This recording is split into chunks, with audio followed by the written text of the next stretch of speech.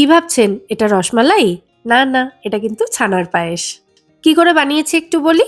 প্রথমে ১.৫ litre full cream দুধ নিয়ে দুধটা ভালো করে ফুটিয়ে নিয়েছি। এদিকে একটা বাটিতে ভিনিগার আর জলের একটা মিশ্রণ তৈরি করে রেখেছি।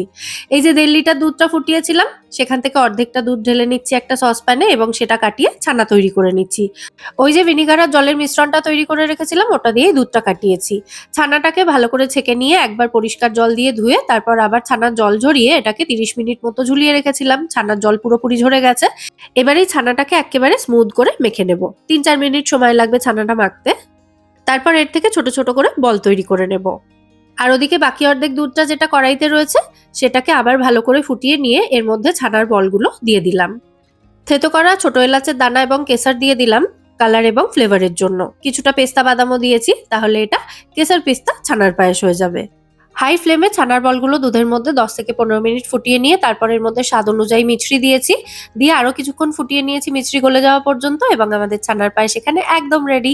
রেসিপিটা ভালো লাগলে লাইক, কমেন্ট, শেয়ার এবং সাবস্ক্রাইব করতে একদম ভুলবেন না। আবার দেখা হবে পরের পর্বে। সবাই খুব ভালো থাকবেন। আজকের মতো টাটা।